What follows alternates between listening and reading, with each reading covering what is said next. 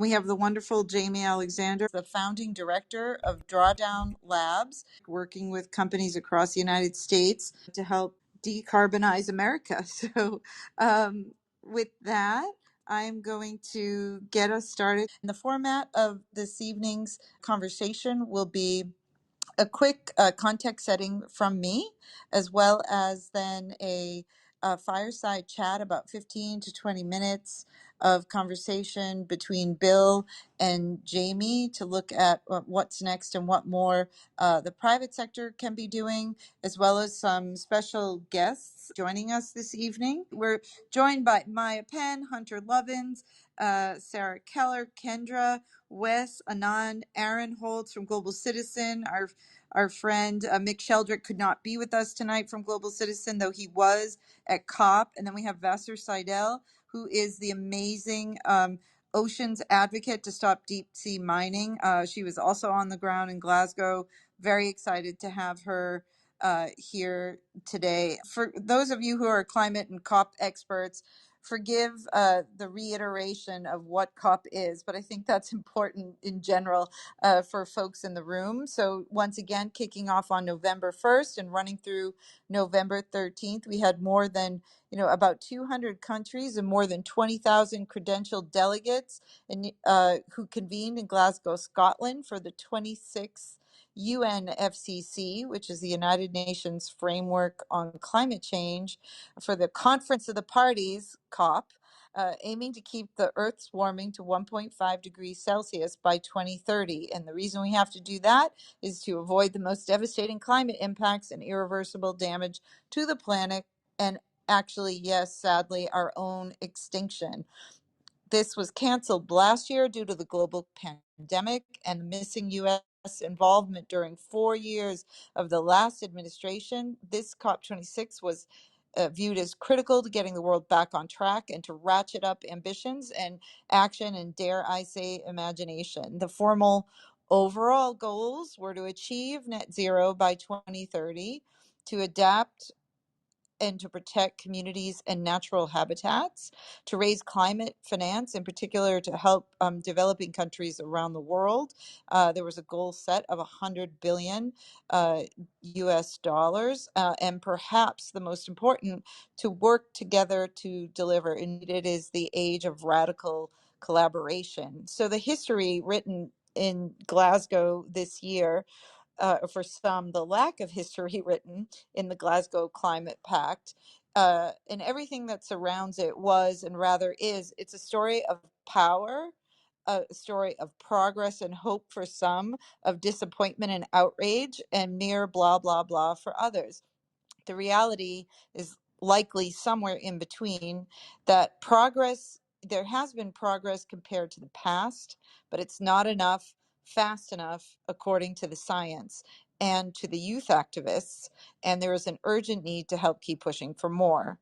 So the one thing that is clear, particularly to me, as this was my first COP on the ground, is that the reason why it is so important that all of these nations come together is because we only have one planet. And I know I'm talking to the converted in here, but we only have one home. And as we've seen with COVID, we can't hide in the corners of the world and think we won't be impacted. Whether it's through migration, whether it's through more pandemics or civil unrest and more. I know I don't need to go on. So what actually happened at COP? And I'll give a quick summary, and then we will inviting our friend Piotr up to the stage. And then I'm going to turn hand raising off for a second. Sorry. Okay.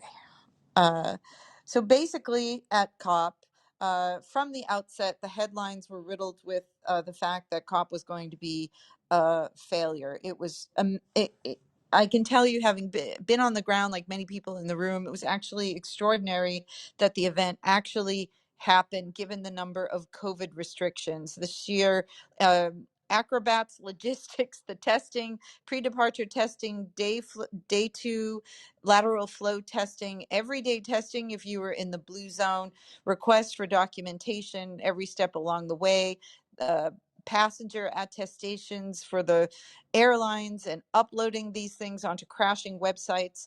You're all familiar with the drill, but it was a sheer logistical feat and public health feat that the conference actually took off.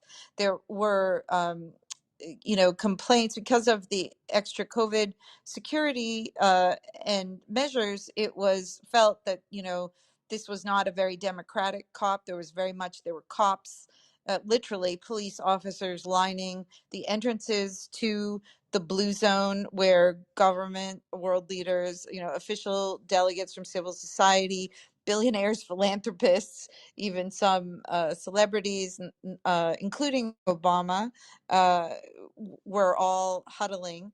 That there was very much a feeling that the rest of the world was being kept out of the proceedings, despite the fact that the nearby green zone was more open to the public, and not to mention the numerous side events around the town. But in terms of outcomes, at a high level, I'll share, and then we can get into this more. I'll pass this over to Bill in just a moment.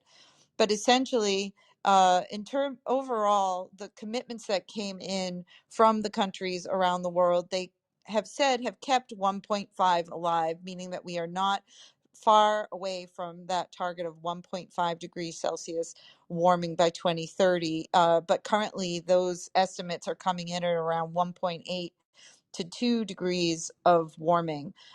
In terms of the governments, it was encouraging to see the U.S. rejoin the global stage while it recently celebrated the signing of the bipartisan infrastructure bill and is still working to get the Build Back Better Act through with the climate commitments intact.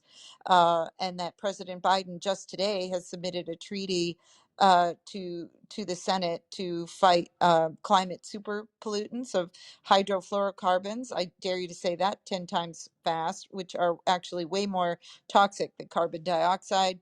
We have the US and China that agreed to come together to collaborate amidst current geopolitical tensions. Interested to hear what folks have to say. There's speculation about how real this collaboration is. India came in with a commitment to reduce emissions, albeit by 2070, which was later than we would all like. And developing countries were holding fast to a loss and damage fund. I had the opportunity to have a few behind the scenes conversations with delegates and ministers that were involved. They were all feeling the pressure. I believe we left a meeting with one of them as we were lobbying on the side, saying, you hold the future of our youth in your hands. But they did feel that kind of getting loss and damages to account from the developed world was pushing a ball uphill. The good news. Overall, the financing of 100 billion was kicked down the road to 2023. The good news was that the private sector came in with even more commitments than ever before. Private sector and corporate commitments and pledges from about 450 financial institutions pledged to reduce emissions across their financing activities and pledged emissions reductions by 2030. There's a feeling that this was the private sector COP because they seem to be in the lead, making more bold commitments than government. However, I just want to point out to everybody in the room that all of these commitments are voluntary. They need to be actualized, and these are not publicly elected officials. So all of this is voluntary. It leaves me to ask everybody in the room, how do we hold both governments and the private sector to account?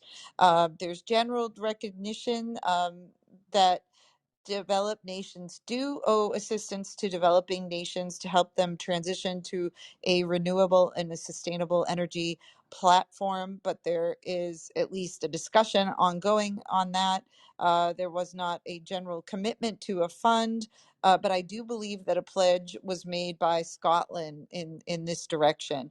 And then we have young people were included, although they felt that it was more a tokenistic manner, but world leaders and all at the table were acknowledging the hard work of the activists and who were outside and very loud, and that they were indeed a key part in driving the agenda forward. The indigenous people around the world were involved, and they were on the sidelines as well, and they were notably mentioned in the Glasgow Climate Pact as natural stewards for the land and a key contributor in combating climate change. The oceans were recognized as key. The Santiago network was agreed to be operationalized, and the agreement was that COP27 at Sharm el Sheikh would be a working meeting, though that's next year, and that's a big win in terms of normally these next meetings are in the next 5 years, and it was decided by the scientists that that's far too late, and so they will be meeting next year. So, what is the way forward? That's a discussion for everyone in the room, but massive public private collaboration, radical collaboration within the sectors without ego or worry for brand, continued pressure for youth and activists to push government to bolder action, more investment in renewables, massive knowledge share transfer and capacity building, more innovation, better data capture to improve our understanding of what's happening, first rate investigative reporting, and more governance on how and transparency on delivery on these commitments. Uh, Stepping back a bit, perhaps some better storytelling and a vision for the future, maybe a closer examination into neuroscience to see, learn more about human behavior and how we can change, a general culture shift and more compassion for the tough days ahead, and ultimately, the main question I heard on the ground at uh, COP was COP and how it was structured contributing to the challenge of ambition and part of a problem of a world order that we need to evolve from, meaning the dominance or an imbalance between corporations and profit over people and well-being, and the need for a more inclusive, balanced governance with youth having a seat at the table alongside what ended up being mostly older, sorry guys in the room, men making these decisions. So some even question whether the nation state and the notion of a nation state is actually helpful to govern on such a much needed important transition.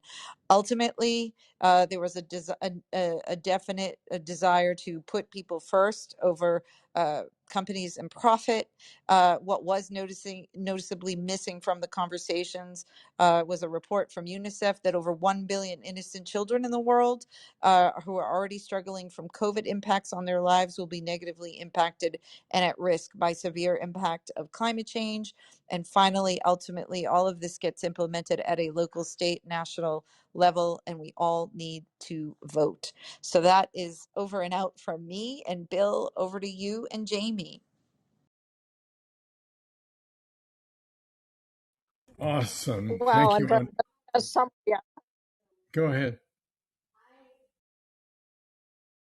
Go ahead, I Hunter. was just saying to Andrea, that is the best summary of COP that I have heard from any quarter. Well done.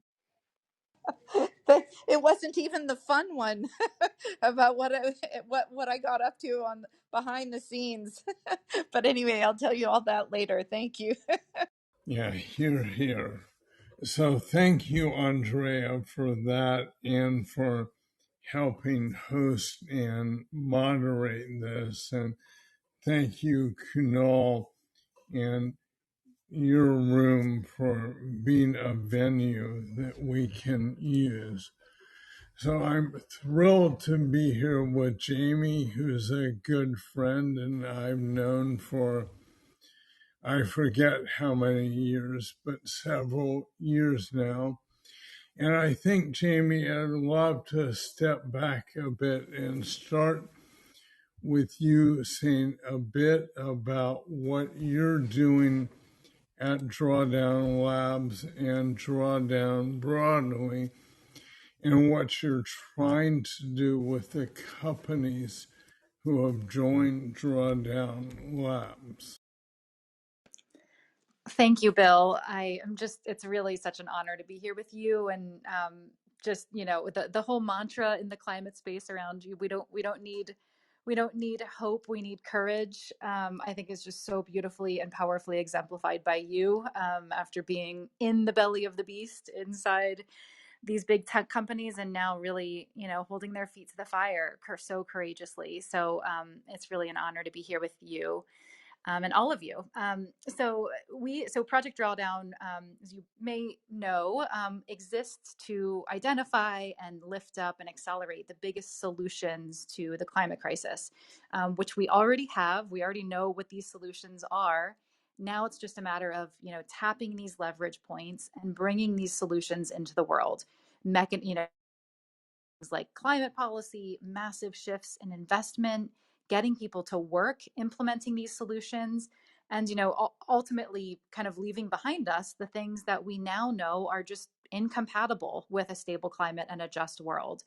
But probably the biggest barrier to getting all of this done, as ClimateVoice so powerfully exemplifies, is the lack of political will around the speed and scale needed to deploy these solutions. So at Drawdown Labs, we work with climate leading companies, and if you could see me, I'm doing air quotes around climate leading. But we work with companies that have set strong, ambitious emissions reductions targets, and we work with them to identify the biggest areas where they can sort of use their scope, scale, and influence to help bring climate solutions into the world more rapidly. And so that's why, with the whole Build Back Better Act and the whole, we were very involved with trying to get companies to unequivocally, boldly, support the bill and disavow their trade associations who are blocking the bill. And to me, that was a moment of truth, I think, for a lot of these quote unquote leading companies that we work with. And it really, you can't really measure the authenticity of a company's long-term net zero commitment. It's a very difficult thing to be able to measure if a company is authentic in making a net zero by 2040 commitment. But you can measure whether they backed up those statements with action when it mattered. So a lot of the companies that we work with in Drawdown Labs did not stand up, unequivocally for that bill. And so for me, just in full transparency, we're sort of at a moment of inflection. Like, if you're not going to show up when it really matters, when it's all on the line, what are we doing here? Like, what are we really doing here? So I imagine that a lot of folks, in this world of like working with companies and trying to, get them to be more ambitious, I think there's some soul searching around, what are we actually doing? There's tough questions we need to be asking ourselves about, are we pushing for accountability enough? Are we holding feet to the fire wherever we possibly can?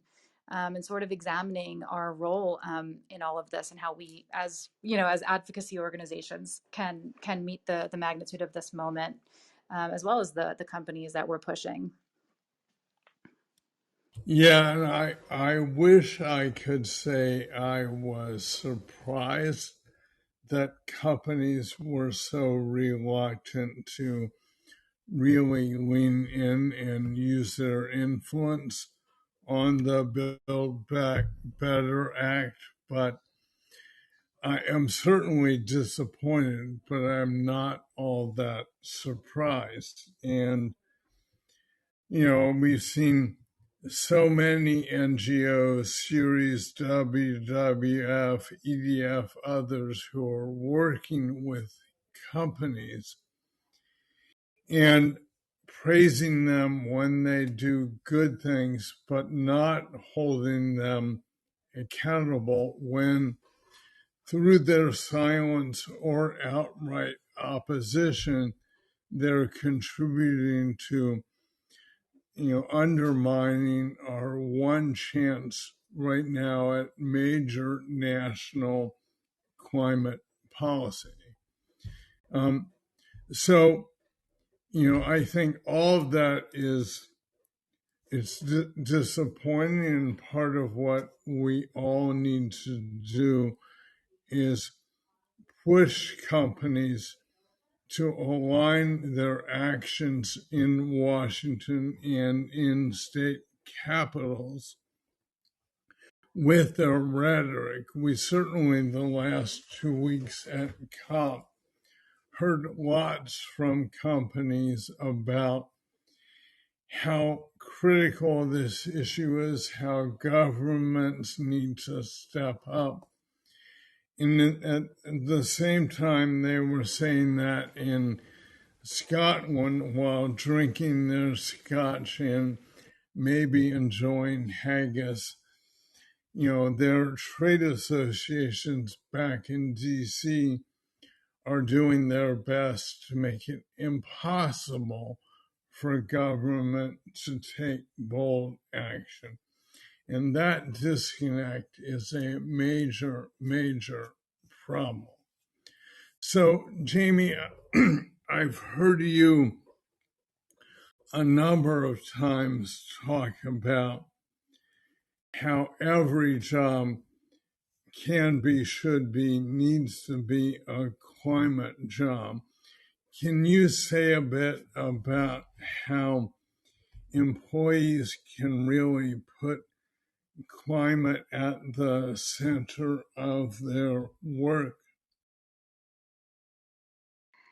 Absolutely. Yeah. I mean, I think this is the future of, I think employees across a business, being organizing and using, building power within their companies, um, is the future of, of if there is a future for capitalism and companies existing in this era of climate change, it will be because workers across the business, employees, have come together to push for change, to hold their companies accountable, and to find their own inroads to how every single job function is related to this. This is the climate solutions that Project Drawdown has analyzed are, they require everyone to bring them into the world. It's not just, a small team of people with a specific set of credentials. We need, fleet managers and marketers and warehouse workers and driver. I mean, we need everyone across across society and our economic system to contribute to this. And I think, I mean, I worked closely, as I know, Bill, you did with some of the Amazon employees when they were organizing internally to push for Amazon to commit to bold climate action. This was before the climate pledge that Amazon announced, and they were, I mean, to me, it was the most inspiring show of solidarity and power. These employees came together and from all parts of the business and organized and built power and asked and demanded that their employers step up and their shareholders in the company, and they courageously read their list of demands to Jeff Bezos and the board of Amazon. And I think that was a critical, and I think that this was a critical piece of why Amazon, made the climate pledge. And I think that's truly a model for other companies. And I know it's one, of course, that ClimateVoice has central to your model for change. And I really think that it's the future. If we're going to be able to pull ourselves out of this, it's going to be the people inside companies who feel the urgency, who understand what is at stake, and who will refuse to let this issue go, will refuse to accept, I think, refuse to accept that companies are letting these deadlines slip, that we're not setting interim targets. And to Andrea's earlier point about, lack of accountability, I think employees can provide such an important mechanism for holding their companies accountable. So yeah, I fully believe that every job is and should be a climate job, and everyone, I think, has a role to play. Yeah, totally agree. And I think the empowering thing about that, I think lots of people feel hopeless about climate. They're either in the US in a deep red district or state or a deep blue one, in which case their vote isn't going to change much. But the reason things are so paralyzed in DC and in many states is what the big oil and gas companies have been doing, and the big cross-sector trade associations like the U.S. Chamber of Commerce and the Business Roundtable. Influence Map has done some great work analyzing the influence of those groups and showing how they have contributed to delay and paralysis. And companies can help fix that. In fact, short of real campaign finance reform, that's the only thing that will fix that, is for companies that say they care about climate to actually stand up and push back against their trade associations and against big oil. You mentioned accountability. I want to make sure people are aware of the scorecard we released a couple of weeks ago. It's at gotimeforclimate.com. And we looked at 20 of the largest U.S. companies who have been positive on climate over the last few years. And we scored them specifically on where they stand today on the Build Back Better Act. I encourage people to go to gotimeforclimate.com and see where the companies stand. 10 are offering cautious support. 10 are basically obstructing. None are really leading by giving their wholehearted, full-throated endorsement to this bill. And that's a big part of why negotiations on the bill have been dragging on and that it continues to get whittled down. To your point about the Amazon employees, I think what they did 2+ years ago was incredibly brave and impactful. And we're seeing that now at other companies. Since we released the scorecard, we've seen a half dozen companies step up with stronger support for the bill. Not as strong as we need it to be, but still real movement. And in at least a couple cases, it's clear that was in direct response to employee activism on the inside, coupled with the press attention that we helped drive. So I think going back to what Andrea was saying, COP certainly was a mixed bag. There are definitely some positive things, but it fell far short of what we need and what many hope. So going forward, Jamie, what do you see Drawdown doing? Where do you see opportunities for us, for you, for employees to hold companies more to account and drive more progress? I think that's the question. I think we need to be laser focused on accountability where we can find it right now, because net zero by 2040, like we're feeling devastating impacts of climate today. So we need to look at how can we identify and hold companies accountable to actions that they can take today. And there are lots of ways that companies influence climate positively and negatively, mostly negatively.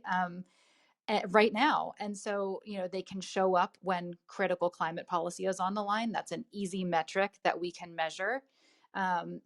Companies can hold closed door meetings with senators. They employ millions of people across the country. They represent a huge proportion of our national GDP. They have a lot of sway. So companies can use that leverage to push for bold climate policy, as ClimateVoice is doing so well. Companies can change their financing. They can push their banks to push for bold climate policy, and they can, provide 401ks to employees that are not propping up the fossil fuel industry. There's a lot of ways that companies can prove right now that they're serious about their long-term commitments. And I think the fact that we sort of stop at promises and evaluate companies based on their promises and not the things that they're actually doing today doesn't make a whole lot of sense. So I want to try to shift my barometer for what leadership looks like, and actually look at like what the things companies are doing today. Because as we've said for a while at Project Drawdown, like the atmosphere doesn't care about promises. People living in Bangladesh don't care about promises. My kids don't care about promises. I think we need to stop looking at long-term promises as a metric for action and start looking at how we can build power to get action today, because there's a lot of it there that we haven't really tapped into a whole lot yet. Yeah, Absolutely. agree. Absolutely. Hi, Word Ninja here. Joe Rome, former acting assistant secretary of energy for energy efficiency and renewable energy. I agree with you 100%, Jamie. I am not a big fan of the way net zero has been constructed, and I'm not a big fan of net zero by 2040, 50, 60, or 70, and particularly in the corporate world. Corporations, like you say, should be reducing their own emissions now. The offsets that you can buy on the market today are cheap because they're worthless, and they really, really, the two most popular types of offsets are renewable energy and trees, and both of those are exceedingly problematic as offsets, particularly because renewable energy has gotten so cheap that you're basically paying people for stuff they were going to do anyway. And that's in fact where most offsets fail. Stuff was going to happen anyway, or nothing bad was going to happen. So I think we have to think very, very hard about how we get a better offset.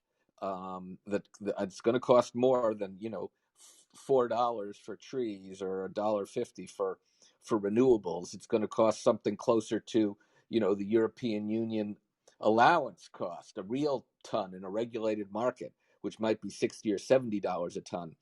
That's the world that we have to go in, where the offset prices is somewhat closer to the social cost of carbon. That way, companies are incentivized to reduce their own emissions for that price, rather than saying, "Oh, well, we can buy trees or we can buy renewable projects for a few dollars a ton. Why should we invest in our company when it might cost 2 or 3 times that?"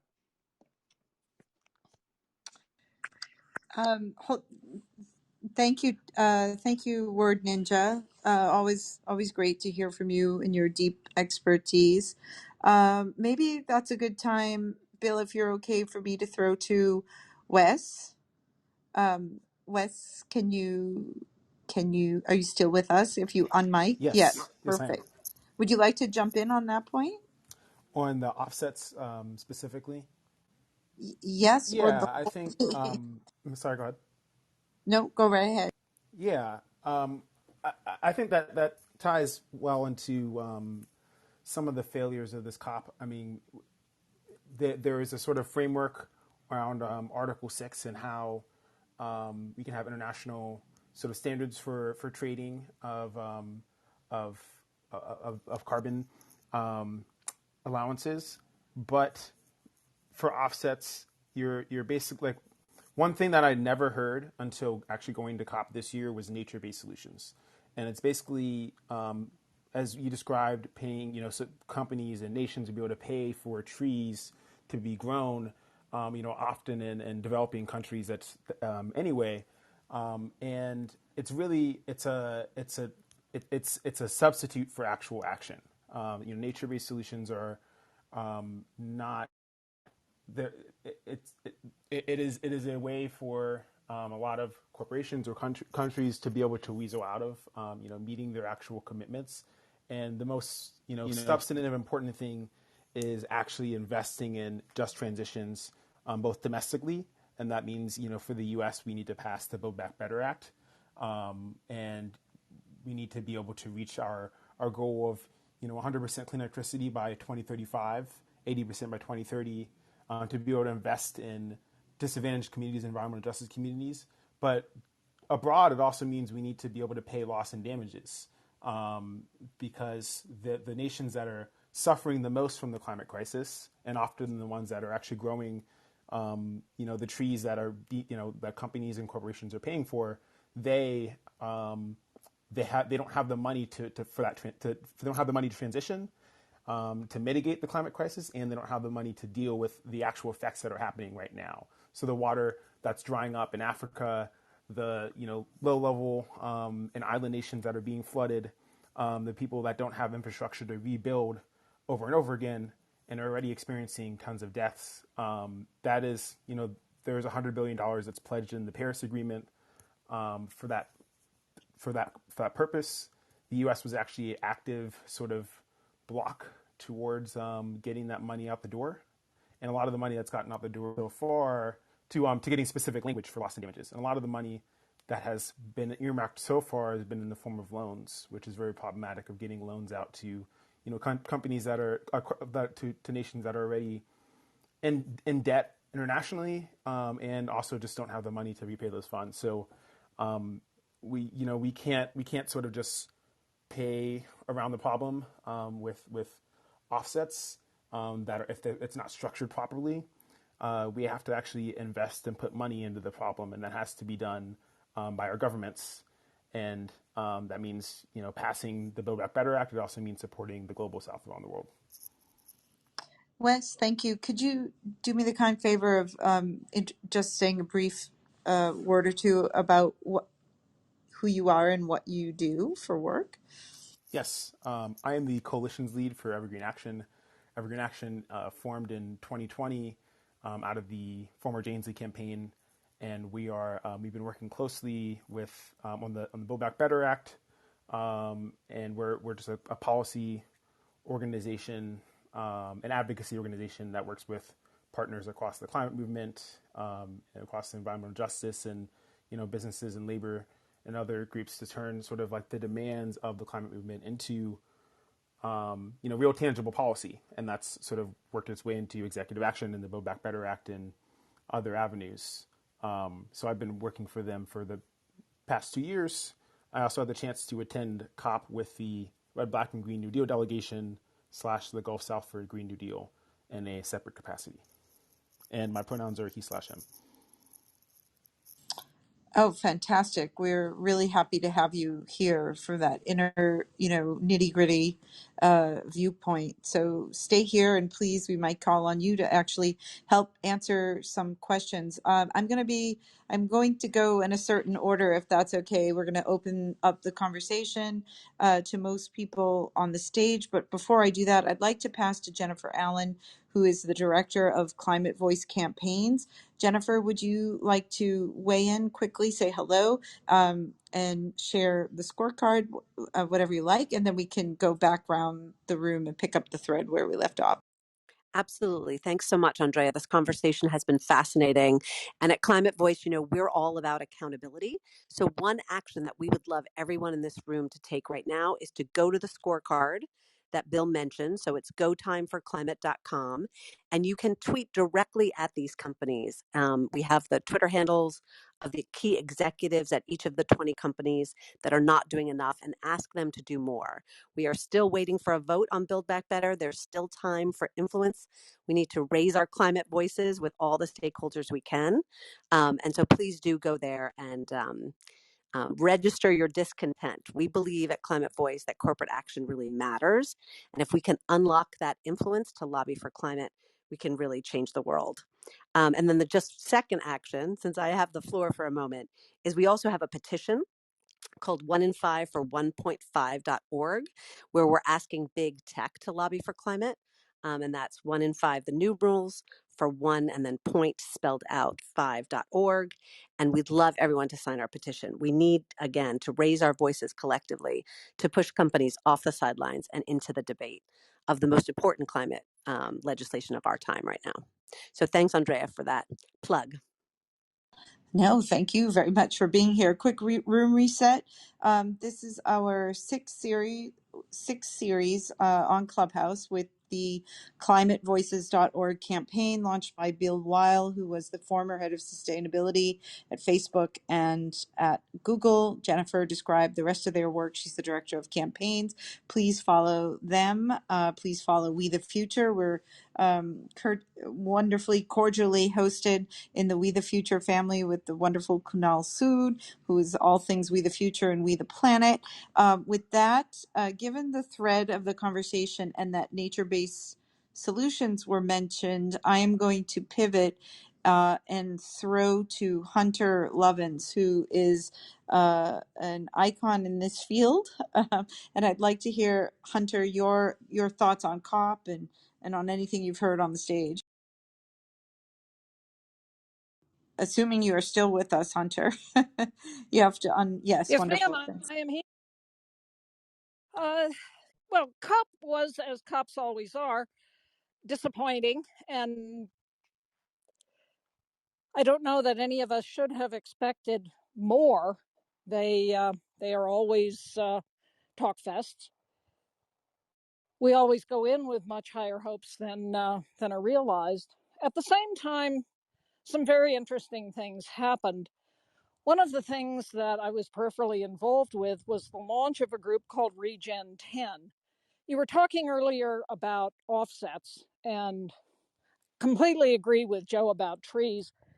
And I've planted thousands of trees. I was one of the founders of Tree People in Los Angeles. Nothing wrong with trees, except they're not the climate solution. For starts, they have most of their biomass above ground. And when they burn, they release all of the carbon. On current time, they fall over and rot and release their carbon. So they're not planting a lot more of them. Isn't what we need to do. Conversely, grass has most of its biomass below ground. Grass and grazing animals can sequester enormous amounts of carbon if managed regeneratively. There's a very interesting paper by a guy named Greg Retallack about how the Earth decarbonized from 1,000 parts per million, umpty-ump million years ago, 60-odd million years ago, to the 280 parts per million that humans evolved into. And he points out it was the coevolution of grasslands and grazing animals. We can repeat that, but do it much, much, much faster if we manage grasslands regeneratively. So Regen 10 launched calling for half of agriculture to be regenerative by 2030 as a climate solution. It's not the only climate solution, but if you couple it with decarbonizing our energy sector by going to all electric, it'll get us an enormous way toward the retaining the 1.5, 350 parts per million, which itself is too high. Remember, the safe level is 280, and we may actually be above 1.5 already. We are in some parts of the world heading for 2 degrees C warming. Washington Post had a very interesting piece this last week on measurements and how we have been dramatically undercounting the amount of carbon, the amount of warming, and we're seeing the impacts. I am standing now in Colorado where the wind is blowing fiercely. It's 70 odd degrees out, and we have a wildfire burning just outside of Rocky Mountain National Park. This is not normal. It's almost Thanksgiving. We're supposed to have snow on the ground. We've seen none of it. And it was shirt sleeve weather today. Now, you could say that's a nice part of global warming, but it's just wrong. And as was mentioned earlier, for people in the developing world, this is life and death. And so, kudos to you, Bill Weil, for all that you've done in reaching out to the corporate sector. The thing we learn again and again at COP, governments aren't going to get it done. But it very much is in the interest of the smarter corporations to do this, because my old boss Dave Brower said you can't do business on a dead planet. And unfortunately, we let climate change go unchecked. That's largely what we'll have. Over. I'd love to chime in, Hunter, only because I adore you and appreciate and agree with you. I'd like to throw another elephant in the room, which is that this in itself is becoming a blood sport, meaning the field of saving the world. What badge do you have? Oh, do you have the blue badge? Are you in the blue zone? It's become more of a posturing contest than it has getting things done and solving for global grand challenges. Have you done a TED talk? It's literally become a social influence um, cesspool, if I call it that. And to me, that is a bigger problem that's brewing, because they're the optics of saving the world and the actual saving the world. And without the right, the left hand doesn't clap. It just really becomes a slap on our own faces. It goes 360 and comes back to whack us in the face. And to me, I think it's very important not to vilify the government or elders, which has become the famous new rhetoric. The elders have screwed up our planet. I don't believe that. I think we're actually living a very good life thanks to the hard work of the hunters of the world. So for me, it's that calling out both sides, not just calling out one side of the fence, not just vilifying corporations, but also keeping in check the guys who are, um, I would say, as much of a problem in the solution arena. So beautifully said, Kunal Sood, because I can tell you, I'm sure Vassar can attest, and Wes, who was there, and anyone else. It was like everything was blue zone, green zone, any zone. Can you get in, not get in? Did you get a lateral flow test that day? But it was very much, oh, you don't have blue zone credentials. So 100% correct. And one of the most inspiring discussions I saw there, yeah, and you can call it a talk fest, Hunter, but it was an amazing, with Mary Robinson, who's a former president of Ireland. That woman is going strong. She is the head of one of the heads of the elders organization, and she led a panel with 3 youth activists. One, a young woman from Uganda, who is following in Vanessa Nakate's footsteps and works in the ministry of the land ministry there. And then also Jerome Foster II, who I mentioned earlier, who's a get out the vote innovator and entrepreneur, but also Joe Biden's personal advisor in the White House at 18 years old on environmental justice. And another person, which is a young woman whose name I've unfortunately forgotten, from Tunisia, who participated in the revolution there and is leading on climate justice. And there was a very good, frank discussion about intergenerational leadership and passing the torch from people like Mary to these young leaders, and then talking about the different ways from protesting to getting them involved in policy to getting them trained up and sitting on the boards of companies to actually have non-tokenistic actual involvement of young people at the table and alongside and working in partnership with, let's face it, the adults who aren't going anywhere just yet. So with that, I'd like to throw to Yeah, no, I agree with that. And speaking of extraordinary young women, Andrea, we have two in the room, two of my favorite actually, Maya and Vasa, both of which I can, humbly and honorably say I know in real life, and I adore and love their work as well as their energy in the room. And, just to look to contrast between the two women here, they're doing such extraordinary work in their own arenas. And I do believe that women can make the impossible possible. I feel like if women were allowed to lead without fear or favor, we would get a lot more done in this world. But go ahead. Sorry, Andrea, you were saying. No, no, no, no. I love co-moderating with you. I think on that note, it would be great to pass to first to another extraordinary woman in the room, who is Kendra, and then so I'd like to go Kendra Vassar and or Kendra Maya and Vassar, because we have Kendra who is with Influencer Map, which is a key tool that we can all use to keep our eye on who's doing what around climate change. So with that, I'd like to invite you, Kendra, to jump in and share your work, and just ask everyone to on the stage to have a little more patience as we weave in all these important and extraordinary voices. Kendra, welcome. Thank you, and thanks for that introduction. Yeah, so for those who don't know, at Influence Map, we track lobbying on climate policy by hundreds of companies and industry associations around the world. And Bill, at the beginning, mentioned a few times the industry associations in DC. And I think what's so clear about the industry association issue is that these really influential cross-sector groups that are obstructing climate policy are concentrated in the US. There are industry associations, trade associations of various stripes around the world, but the most negative ones are in the US, and we can see that so clearly in our database.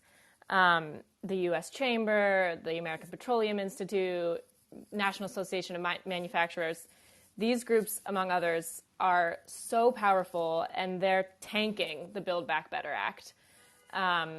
They have incredibly strategic campaigns, meetings with policymakers, record level ad spending to make sure that they get what they want in this bill. And today I was skimming through President Biden's speech commemorating the passage of the bipartisan bill, and he actually cited those three groups, Chamber, NAM, and Business Roundtable, for their advocacy in support of the bill. And I think just calling them out by name just shows how influential they are. They got that bill to pass, and now they're tanking the climate provisions in the Build Back Better Act. So, we lost so much emissions reduction potential with the scrapping of the Clean Electricity Performance Program, but there's still climate policy that's left in this bill, including the methane fee. All is not lost, and in the end, these industry associations answer to their member companies. They're nothing without their member companies. They don't have cash flow, and they don't have a voice. And those member companies do answer to their employees, and that's what ClimateVoice is about. So, hope is not lost in this final hour for the bill. Oh, well, I mean, thank you. We need as much hope as we need as much hope as we can get. Thank you, Kendra. Great to hear from you, and I'm excited about your partnership with Climate Voice. Maya Penn, it's so wonderful to have you back here in We the Future and on stage together. You're such an inspiration at such a young age, given all that you've been doing, your involvement with TED and the countdown, and I'm wondering if you want to share your thoughts on COP or weigh in on any of the points that we've talked about. Absolutely. Thank you so much, Andrea, and also thank you, Kunal. Both of you are doing, such amazing work, and thank you to, everyone in this room just excited to be able to speak on this. I have a lot of thoughts, but I'll try to kind of condense what I can. I mean, I guess to one pick up on the on the youth voice. I think that I'm glad there is more emphasis around actually trying to train young people to be decision makers, because yeah, I mean, it's definitely not being felt right now that younger generations are in any kind of position of power. I think that there's a little bit of almost a burnout. For example, I mean, I've been an environmental activist since I was 8 years old. I've been doing this for years, and I'm 21 now. And I think a lot of young people who have been very passionate about the environment, environmental stewards, have kind of felt this burnout from people from older generations telling them that they're going to be the ones to save the day, so to speak. And so, we know that that's not the way forward, that we have to have all generations involved, and that intergenerational collaboration is key, and that because it's an all hands on deck situation. And I think then that's when those kind of programs come in, actually providing resources and knowledge, and really giving young people the actual tangible power to have their voices not only heard, but also be able to influence policy. And the thing is too, I also saw, I believe it was the Kenyan youth activist who spoke to the idea of kind of feeling tokenized. I can't remember their name off the top of my head. I apologize for that. But He's a young gentleman. Yeah, I know. I saw his quote. I'll try to find his name for you. yeah, I was Eric, Eric Njuguna. There you go. Yeah, um, they spoke to something really important about the words being spoken not aligning with the policy, and also speaking specifically to young people of the global south. I think that there's this thought that lived experience does not count as expertise, which I don't really like. I mean, there are various forms of expertise when it comes to this topic, and lived experience is one of them, in my opinion. And I think that people who are experiencing firsthand the effects of the climate crisis need to be able to, feel legitimized in what they have, what they and their family and their communities and their villages have experienced on the ground. So that's something I was thinking about. And also too, when the discussion kind of came up around the nature-based solutions, and there's so many different nature-based solutions, and there's flaws to some and some are better than others, but something that really is important is not just the solutions, like, oh, how do we recapture carbon, but it's like, how do we just stop emitting carbon? Because I feel like a lot of corporations are just falling back on both nature-based and technological solutions, and when it comes to carbon recapture especially, it's just like, well, as long as we kind of cover up our tracks with what we're doing, then it's fine. And it's like, well, nobody really wants to talk about degrowth, because it's not appealing to most corporations and to private sector. And I think that it's important for it's really important for more companies to start making Mother Nature a stakeholder. Like I going back to what Hunter, I believe, said about you can't do business on a dead planet. And I think that a lot of heads of corporations don't think of Mother Nature as a stakeholder in any way, shape, or form. In a sense, just more of a resource than a stakeholder. And that's not really true, because if Earth is out, then everybody's out. Everybody's out of a job and out of life, and that will suck. I think that more companies need to be focusing also on something that's really come to me is not making all of your environmental solutions proprietary and flashy and glamorous, but thinking about how can you open source the solutions you develop? How can we help other companies be able to shift as well? How can we lean into industrial symbiosis and like so many other layers that will ultimately benefit industries as a whole being able to shift, you know, because it's difficult work, but I think it can be done faster if more companies were supporting each other, which is like that's a scary phrase to throw around because everyone wants to kind of be special, you know. But I think it's really time for more companies to collaborate to help make each other better as far as environmental social governance goes. So that was kind of a lot, but those are some of the thoughts that came to mind. And yes, I do agree, and I love the idea of every job being a climate job because all of it is intertwined. So this is Maya, and I am done speaking. Maya, thank you. Incredibly well put and well said. And we've seen this need to collaborate amongst companies despite brands, over and above brands.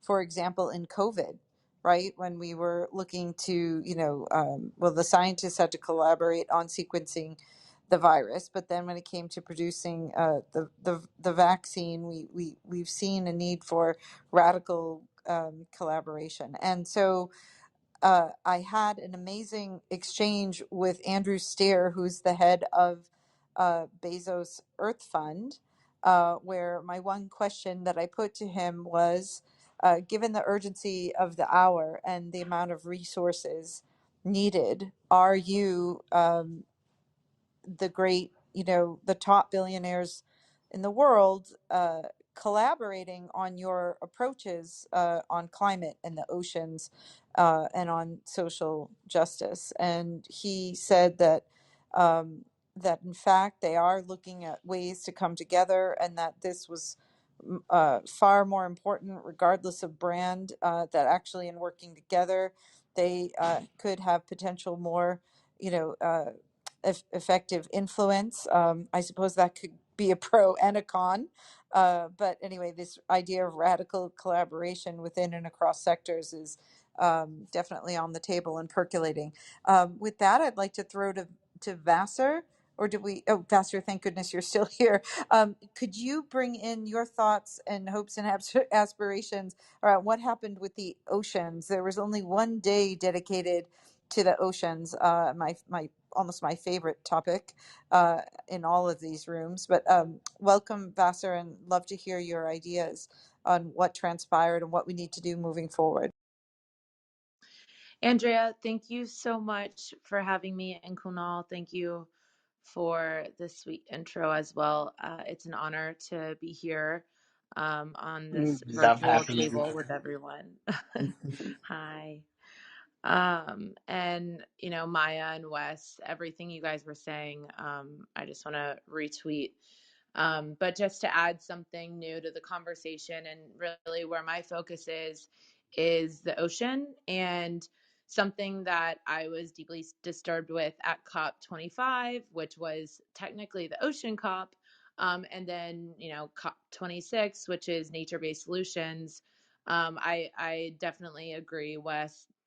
There are a lot of issues with nature-based solutions, but if that those words and that concept isn't inherently bad, actually, like the ocean is one of the best nature-based solutions, but it's been commandeered by industry, and so looking at this past COP, like Andrea, you said, there was one day for oceans. And really, when we look at the ocean, it's absorbed over 90% of the rising heat. It's absorbed 1/3 of our atmospheric carbon. Those are just two small stats that you guys might have heard at COP, or maybe you've encountered. But really, it's been acting as this buffer for the reason why we don't have runaway climate change today. It's the reason why we have so said 6-7 years to solve runaway climate change. And for me specifically, as Andrea knows, I run a campaign to stop deep sea mining. So I was extremely frustrated coming to COP, where there's only one day of Ocean Day, and being in the blue zone and sitting there listening to panels talking about the problem of acidification and the problem of ocean deoxygenation and the problem of the ocean being this buffer and ocean health declining. But not once was it mentioned that all of these same countries are just in December holding a meeting to pass or to potentially pass an open season our global commons to industrial scale mining.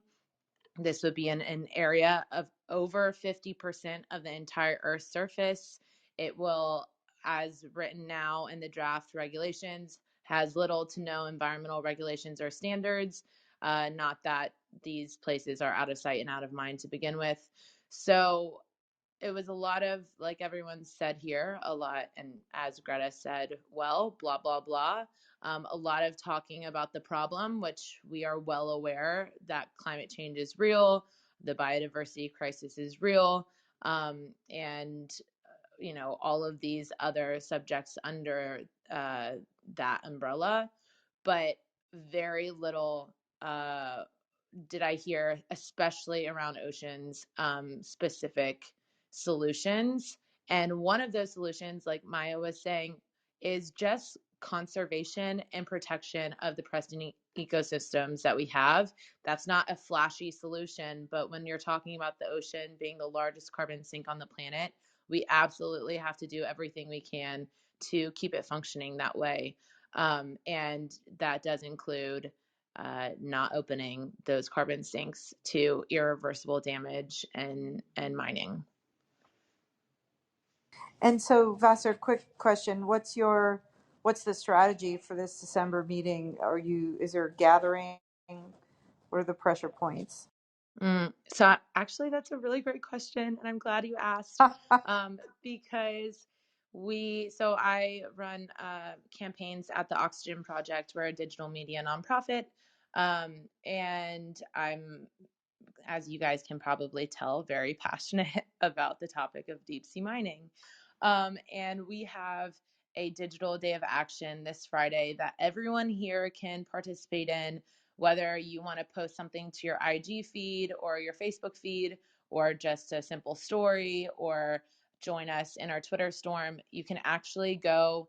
I don't think in my profile you can click on links, but if you go to my Instagram, it's in my bio, or if it's not in my bio yet, I'll do it while we're here on this Clubhouse conversation. So you can go to that, you can download the assets, and you can join in that digital day of action.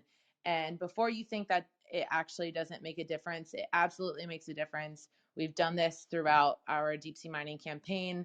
We've seen this work firsthand.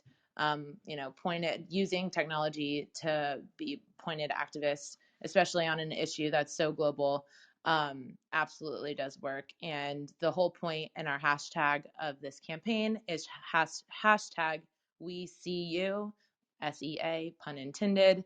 And really right now, there's so much around the deep sea mining issue, and I obviously can get on a pedestal and talk about it, but point is, they decided to have this meeting. They quietly announced it.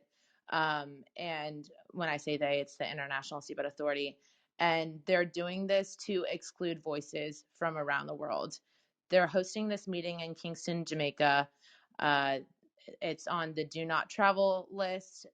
It has a 12% vaccination rate. You can't even meet in a meeting of over 30 people right now. They're absolutely doing this to exclude stakeholders from around the world. It was an issue at COP for countries getting there and being represented, and that's when you have your highest delegates in countries showing up to that. These are the ISA representatives. It is I'm a lower totem pole, let me just say, and it is excluding countries and voices from this international decision-making process, and it's very strategic. So the whole point is to show the world that we actually are watching, and this isn't going unnoticed. But anyways, thank you guys. No, Vassar, thank you, and everybody follow Vassar if you so you can check those links in her profile. I can only perhaps before the end of the show, I'll flash that one up here. I have one other to share with you first. Also, just to shout out another dear ocean compatriot here on Clubhouse is Jeremy McCain, and he is behind a big campaign of youth around the world to get, to encourage 30% of the oceans to be protected by 2030. So that's Jeremy McCain, and that's another major ocean campaign to watch out for. Without further ado, I would like to bring us back to energy. Sorry, we're bouncing around popcorn style here. We have Mr.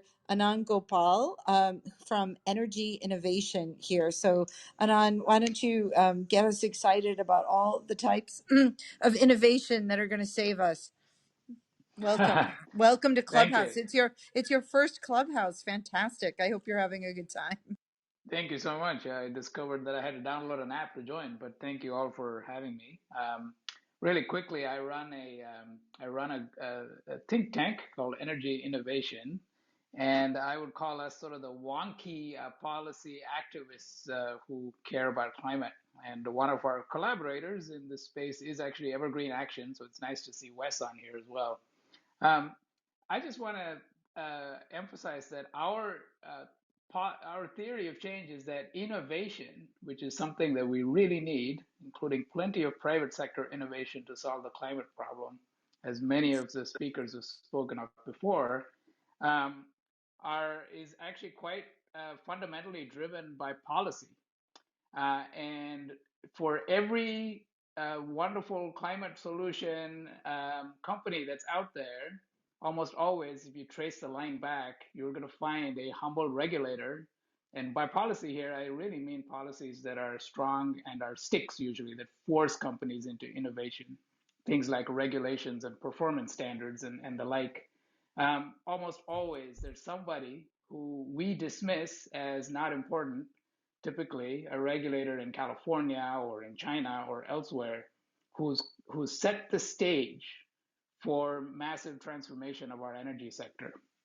And these are the folks who mostly we work with, who try to sort of like, we point out at this point that most of the climate solutions we're talking about in the energy sector, at least, are at the moment really massive benefits. In fact, it's cheaper to actually solve the climate problem than it is to not do anything about it. And it's more expensive to keep the coal plants on, and it's more expensive to run vehicles on oil. And so we are in the business of trying to educate as many people as possible to take bold action in that realm. I did want to like speak a little bit about this, the specific area where we see this quite often, actually, which is in the automaker industry. I've spent many years actually working and campaigning to try to get the automakers to actually change and move towards cleaner technology. And you will find this particular issue that Bill has pointed out about what's happening between the gap between lobbying and what they claim they can, what I would call aspirations and announcements, are very, very stark here in the automaker industry. So one of the things we try to always make sure is if GM comes out and says that we're going to go zero emission by 2035, and then they come out the next day and lobby against the EPA setting a stronger standard for vehicles to be compliant with that 2035 pathway, that is not actually a consistent claim. And this is something that happens quite often. And so this is the sort of stuff that that we work on in terms of trying to make sure that the actual policies are on the books. I'll just close out by pointing out to one important thing that Climate Action Tracker has produced as an outcome from this COP. If you look at the actual stated policies that are on the books of all the countries post-COP, we are still on track for a 2.7 degrees C world. If we take their 2030 targets into account, even though they haven't actually memorialized it into policy, we're still on track for 2.4 degrees C.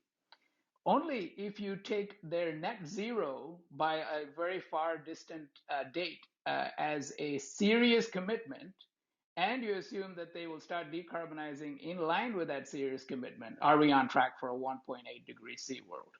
So this is really important because of the fact that greenwashing is quite strong and alive, and the way that we can make a difference is to stay true to that. And lots of other folks on this panel have spoken to that, and I'm grateful for it. And the more we keep repeating that statements don't mean anything, actions do, the better off we'll be. Thank you for having me. I Anand. think that would be a credo at the UN if we could ever make it one. Statements don't mean anything, actions do. That's a That genius line. isn't it? It's like I'm going to tweet that quote. But the so that just a reminder. And Hunter brought this up earlier. This just also points to the critical role of investigative journalism and following up on these measurements and these claims and these statements. At one point, as these announcements were being made by COP, one journalist got a hold of some detail and said that the big, commitment to deforestation was made by, at that point they had 25 countries on board, but maybe like 10 of them uh, didn't even, have an issue with deforestation in their country. So, really reading behind the lines of what's going on here and having those either think tanks or investigative journalism tracking all this is critical, and then communicating this to the public so people are aware, and in particular consumers, but most importantly voters. All of this still comes back to the fact that we as individuals, whether we are in a position of power or not, still have our vote and need to stay informed and abreast of this, and we need more media outlets communicating this. With that, I would like to just check in with you, Bill. We have about 10 minutes left, and we have so many fabulous people here on the stage, notably Piotr and Stefan, who was there on the ground at COP. I saw a number of times, so I definitely want to hear from him. And he's involved in financing and scaling up solutions that work in the ESG space, is extremely knowledgeable, and also Joseph. But let me check back in with you first, Bill. Oh, and Aaron, sorry.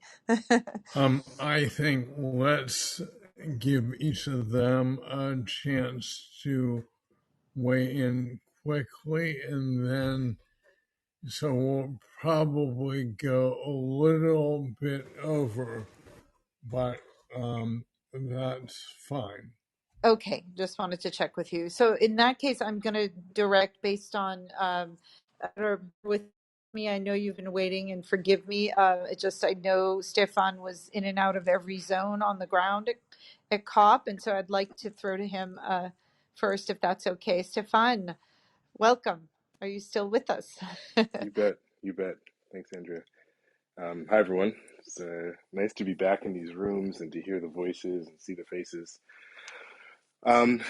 I'll be brief and greetings from London, so it's pretty late here tonight, but I wanted to make sure to join this conversation.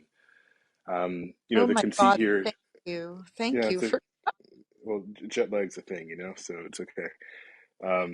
What I say is, the conceit here is what happened, what was good, what maybe were some misses.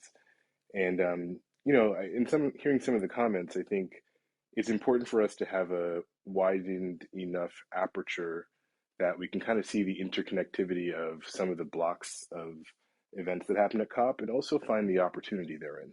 So I'm going to choose three. There's probably 11 things we could talk about for 11 hours. Um, the first is the Methane Pledge that came out.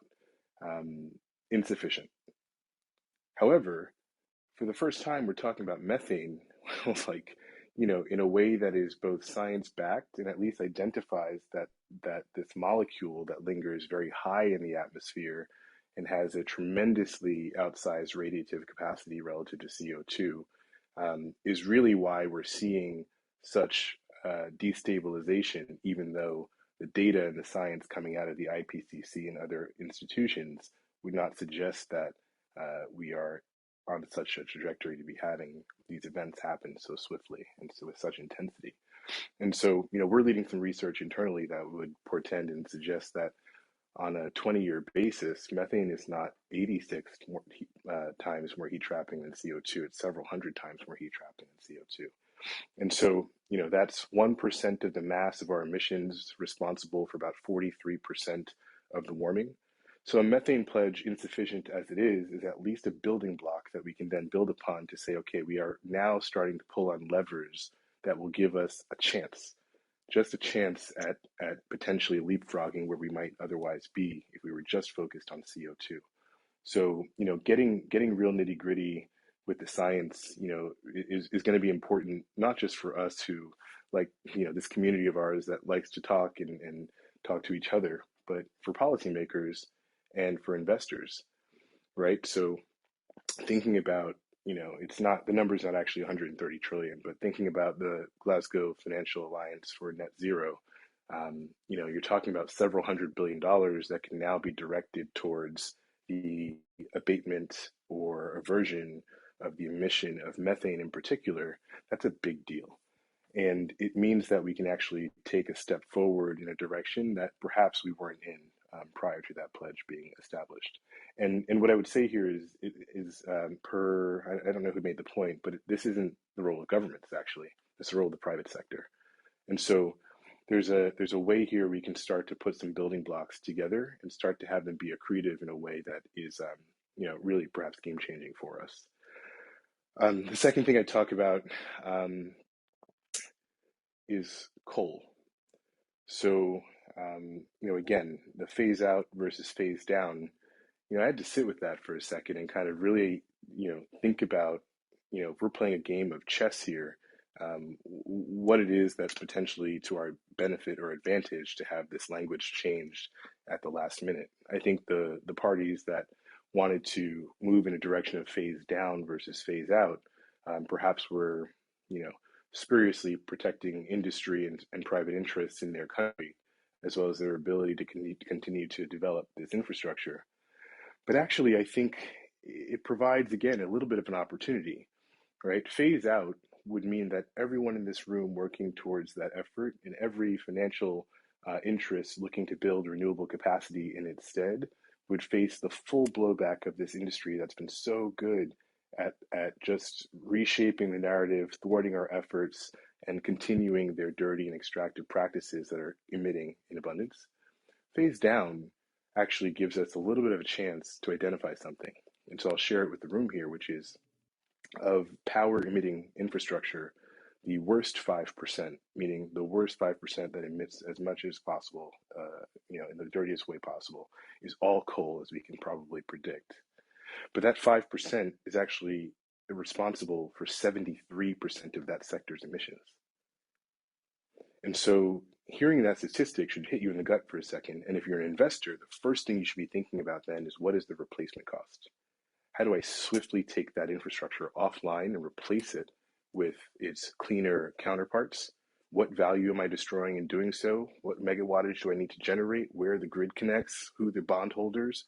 Move the capital in that direction.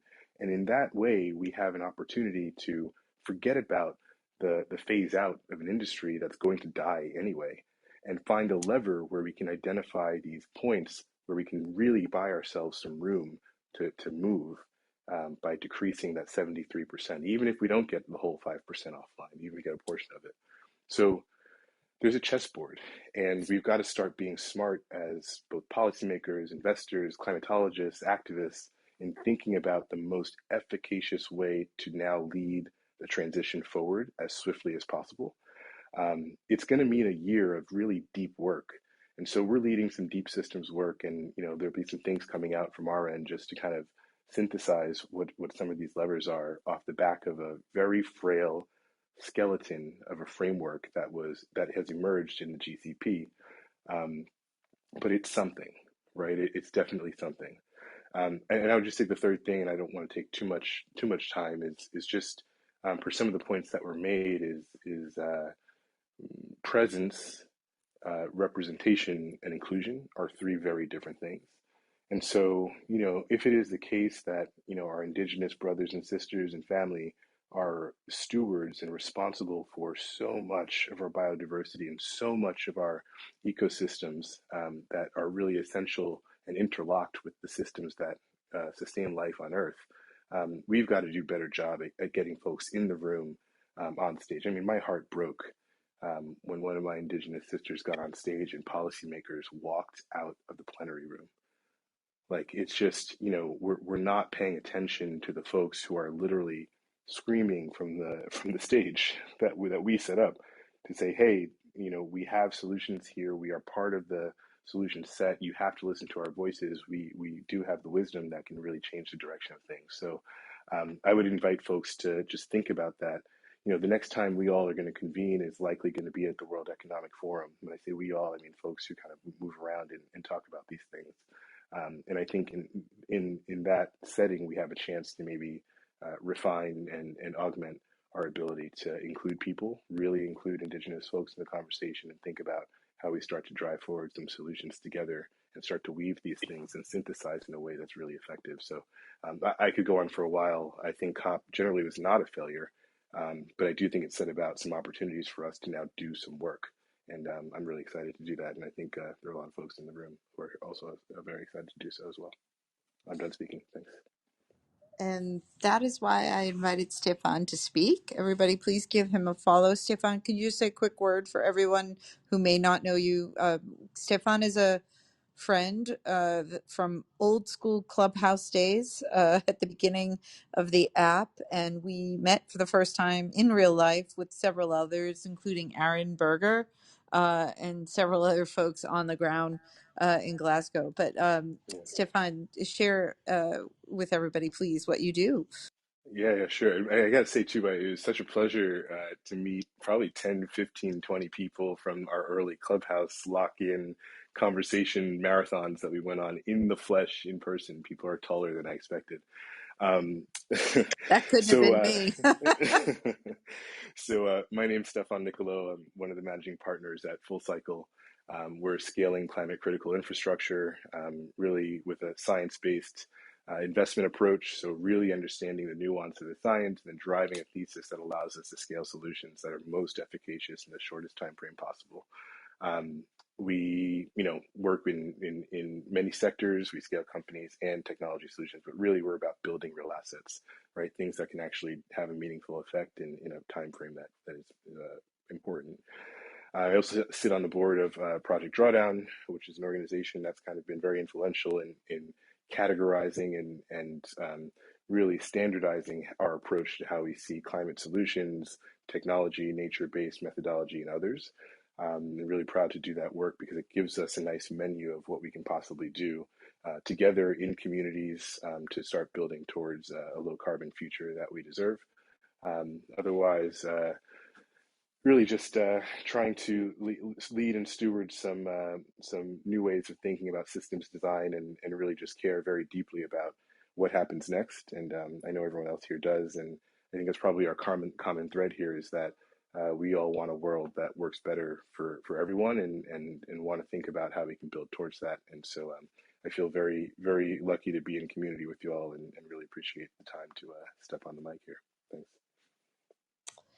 Stefan, thank you. And I really echo your statement about inclusion, especially of Indigenous leaders who held some of the most amazing meetings on the sidelines of COP, and in fact were the major group calling for consciousness raising and recognizing the greater connection we have to the earth and other species, and calling out the fact that they are not the ones who cause the environmental destruction, and yet they live in walled off protected areas and don't have a seat at the table. So they were very, very articulate and have obviously tons of knowledge and should be at that table. With that, I know Piotr has to leave. He is another regular in the halls of Clubhouse in geopolitics and has attended COP in the past and worked with the United Nations. Welcome and thank you for waiting so long.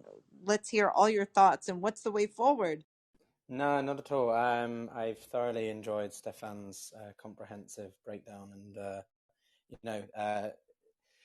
Yeah, for those of you who don't know me, I work in the UN. I just started a new role in climate change and policy. But, COP26, or what should we say? The bad, I mean, the deforestation was nice on paper, but the New York Declaration of 2014 on forests was, an attempt, a non-legal, binding attempt at least, to get a commitment to deforestation. So I feel that it was a little bit of a cop-out.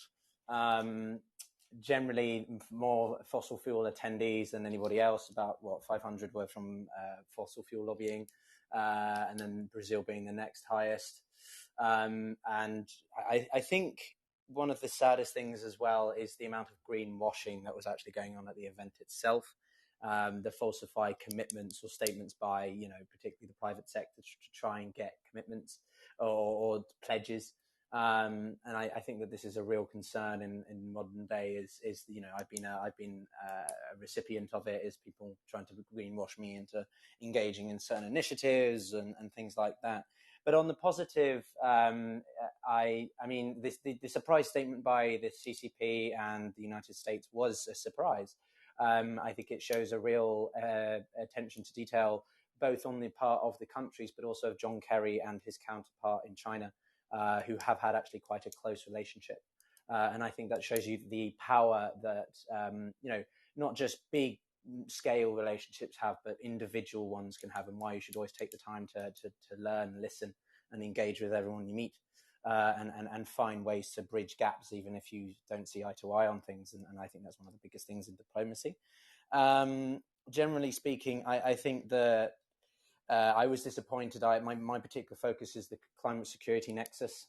So when we're talking about climate change, we look at fragile zones, countries, areas that are feeling the worst brunt of climate change, say sub-Saharan Africa, and people turning to other forms of livelihoods, maybe even sometimes terrorism, because they can't get a decent enough livelihood, or their livelihood has been affected by extreme environmental degradation. So I would have liked to have seen more of that discussion, but I'm writing an article on how a climate security resolution in the UN, but maybe in December, will hopefully be a positive step. The other thing I'd just say is that, at the end of the day, this is we put a lot of emphasis, rightly so, on our leaders, on those in positions of power.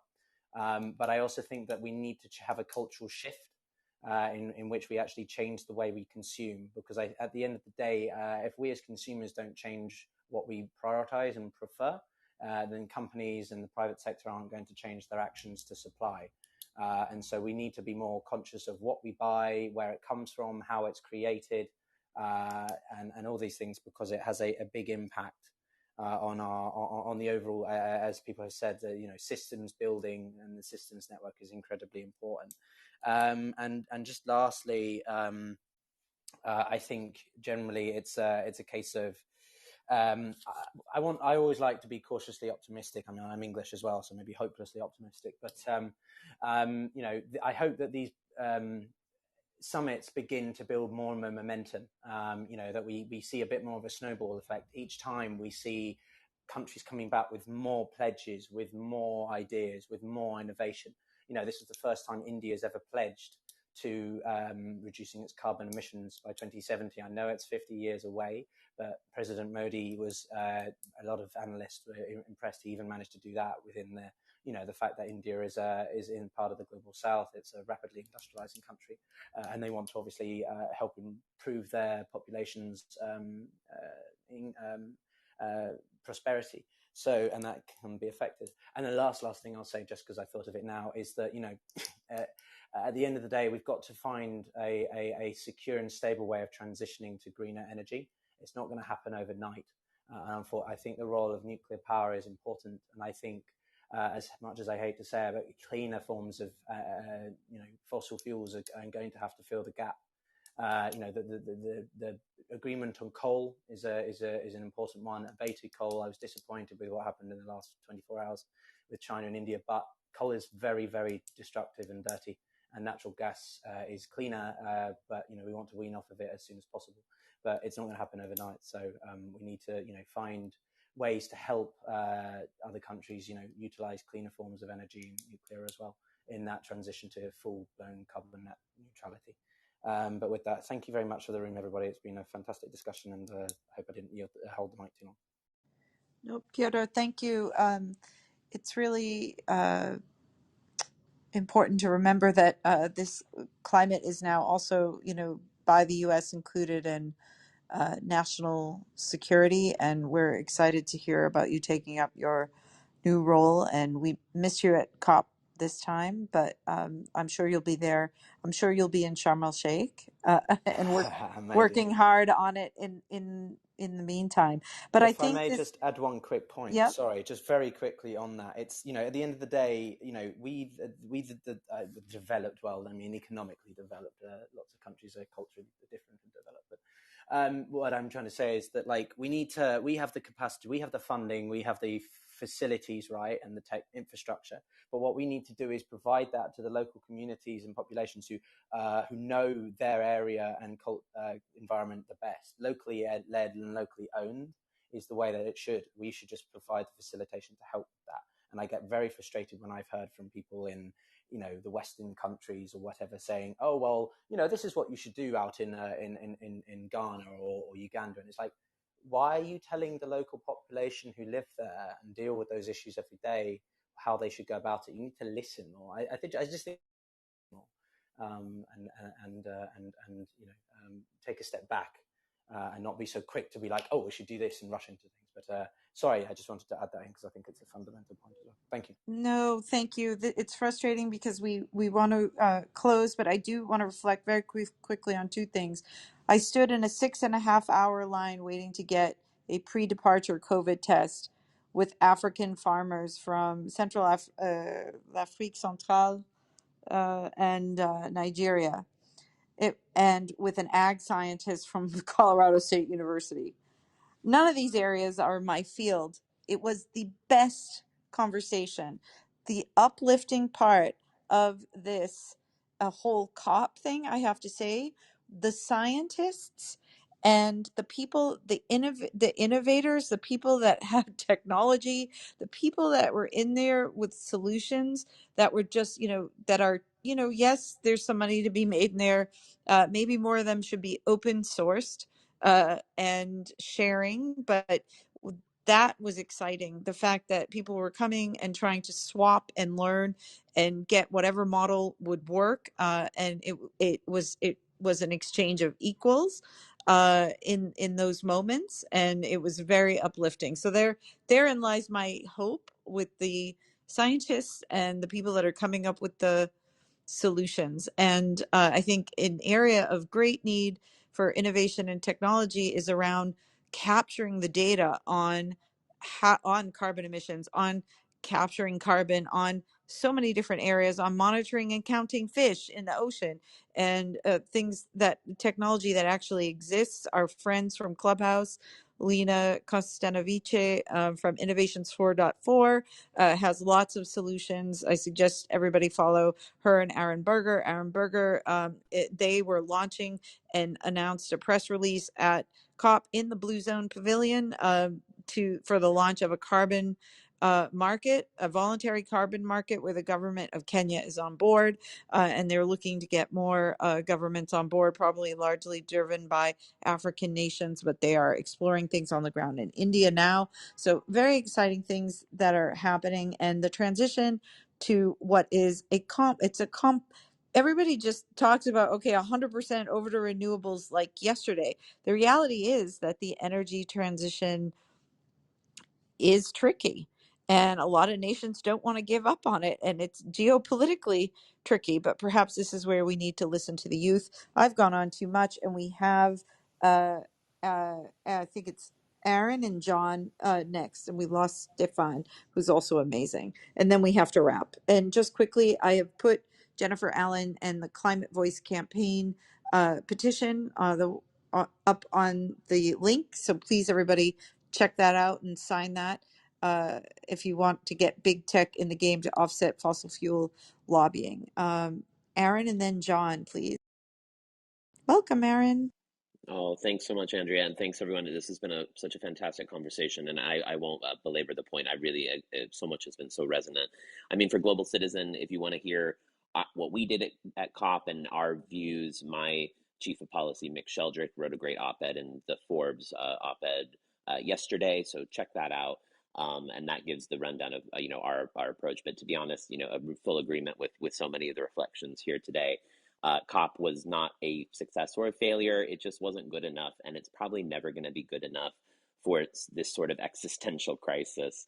I appreciate so much what Peter and Stefan was saying in terms of some of the nuances, the chess game, and having been at the UN myself, I've seen so many of those same tactics, the last minute changes, the delays, the lack of ambition, and on some issues, it hurts, but on this one, we just don't have time for that anymore. So I think it's a both and. We have to continue to press our leaders for more and better, and use these COP moments as a banking mechanism as well, not just a moment to leap forward, but to try to lock in at least a baseline of moving forward.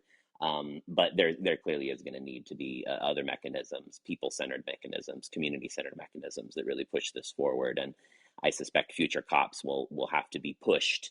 Every other section of society is moving, and now the governance has to. It may have to, be that way around. But I think there's a lot, as people have said, that we can take out of the COP to be hopeful for and to build off of. So that's certainly what we'll be doing. But I'm so glad that there are so many allies here on Clubhouse, so many wonderful voices and brains working on this. So thank you.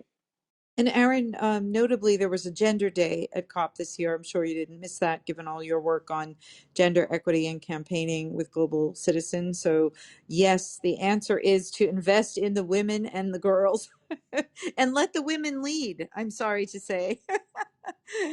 Well, absolutely. I couldn't say it better myself. Thanks, Aaron. John, welcome to the stage. You have the last comment, and then somehow we're going to try to wrap this up. Welcome. Great, great. Thank you so much, and so many brilliant comments by so many amazing people. I'll keep my comments really short. I've spent several of my careers looking at systems theory, whether in chemistry, biology, or medicine, and I think there's been a lot of references to system theory, Stefan earlier, and others. The thing that has concerned me the most about how we motivate more people to step into the state of action rather than the state of talk has to do with an underappreciation of how there are synergies between the independent components that contribute to climate change, and how those synergies really haven't been represented in ways that are accessible to people. I think there's so much noise around climate, there's so much controversy still, amazingly, that if there were a way for a systems-based narrative to compel people about the urgency of the problem is actually much greater than I think um, most policymakers understand. And as a offset is the fact that all of the solutions that are under development each have synergies with each other. So at the same time, there's an opportunity to compel a greater sense of urgency through the synergy. So through calling out the synergies of the contributors to climate change, there's also an opportunity to maintain hope despite the urgency of those synergies through the synergies of the solution sets. And I don't know.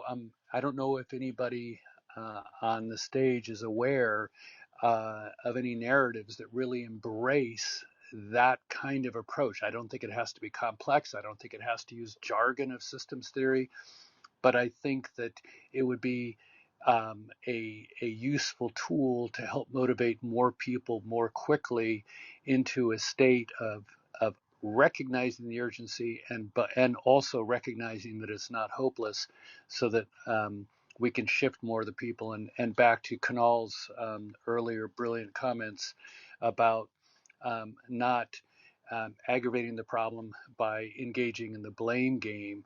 I think we're going to need everybody we can possibly recruit to get to where we need to go. And so the narrative does become important. I agree wholeheartedly that enough words, more action, but uh, at the same time, a more compelling narrative that is not couched in jargon, but does address those issues would be most meaningful. And the last thing I'll say is um, when someone who's not a climate activist asks what they can do, there are so many things, but probably the single biggest thing that any individual can do on their own to mitigate the effects of climate change is to move as far and as fast as they can towards a plant-based diet. This is John. Thanks for giving me a chance to speak. Thanks, John. That was really special. And you said my favorite word in the world right now, which is hope. So, if we can all really have hope, I think we can truly make the impossible possible. So, thanks, John. Appreciate you so much. And of course, Stefan, who I love like a brother from reality while I With finish that my note, I PhD apologize stuff. to butt in, but I would like to just make a quick plug Yeah, because Wes, plugs we are are welcome we in are the future. yeah. So we are days away from the House passing the only way that really we can meet the U.S.'s climate Paris Agreement pledge to do 50% by 2030, and that is the Build Back Better Act. And we have five moderates in the House, not moderates, they're conservatives. Five conservative Democrats in the House who have really held up this bill, who have drawn out the process. And if you go to evergreenaction.com/blog, you'll see on our blog we have a toolkit for you to be able to tweet at these five House members to support the bill, to finally to support the Build Back Better Act. We're hoping to get a vote almost as soon as this weekend, Friday or Saturday in the House, and we really just need to get this to Biden's desk. So help tweet at the senators there, and the representatives. They're all facing climate impacts in their districts. Many of them are underwater, and when we get this bill passed, that is going to make it so much easier for businesses to be able to be climate leaders. There's a green bank in the Build Back Better Act. We can actually get government funds to work with private companies on decarbonizing buildings, on building out solar and wind, on so many of these other things that we need to actually meet our climate commitments, but we cannot get it done unless we pass the Build Back Better Act. And there are five members of Congress who are right now in danger of holding up this bill. So we just need all the support we can get to get that across the finish line, hopefully as soon as this week. Wes, you gotta list them for the room. Yes, give me Let's 1 second. let's It's do it. that'll be Let's Kurt say, Schrader, yeah. Stephanie Murphy, Ed Case, Jared Golden, Josh Gottheimer, and Kathleen Rice. One more time. Yes, Kurt Schrader, Oregon's 5th District, Kathleen Rice, New York's 4th District, Stephanie Murphy, Florida's 7th District, Josh Gottheimer, New Jersey's 5th District, Jared Golden, Maine's 2nd District, Ed Case, Hawaii's 1st District. And then you go to evergreenaction.com/blog. You'll see in our blog we have a way to be able to tweet at them directly. And again, many of these people are having and if you or you're a business or you're individually would like to reach out to their offices, just it's always helpful that they can hear from folks. Many of these districts again were literally underwater at some point this year due to flooding or increased rain or faced heat waves and fires. So this is hitting their constituents already, and this is we're this close to meeting Biden's climate commitments. It's time for them to join the rest of the Democratic caucus and get it across the finish line. Wes, thank you very much. It's scary how much like an after we vote person you sound, Kunal. Sorry, I didn't mean to turn We the Future into after we vote on climate, but that is the kind of action we like in the after we vote room. So I am very excited when people do that. Thank you, Wes. That sometimes, usually it's me, so I'm very excited. I'm just going to add onto your plug. Everybody register to vote. They're in the U.S. They're passing restrictive voting rights voting laws everywhere. So you have to vote because ultimately this stuff trickles down. The Paris Accord and these commitments made in the Glasgow Climate Pact and whatever comes out of Sharm el Sheikh is not a law. They are pledges. It's voluntary. A lot of this stuff trickles down to local, state, national. You got to vote and push on any lever you can. And of course, if you're an investor, and lean on all those investors. So we're going to wrap now, and we've had such amazing speakers. Kunal, amazing. We the Future Club in space to host all things planet and coming together for a better world, more inclusive. Amazing, amazing experts. I mean, such an honor to be on the stage with all of you. I'd like to pass to Bill or Jennifer to say a closing word, since this was the sixth Climate Voice series here on Clubhouse. Shout out to Clubhouse for bringing so many amazing people. Anand, you are new to Clubhouse, and everybody loves you. You're amazing. Your contributions, we want to hear more from you. Come back, host your events here.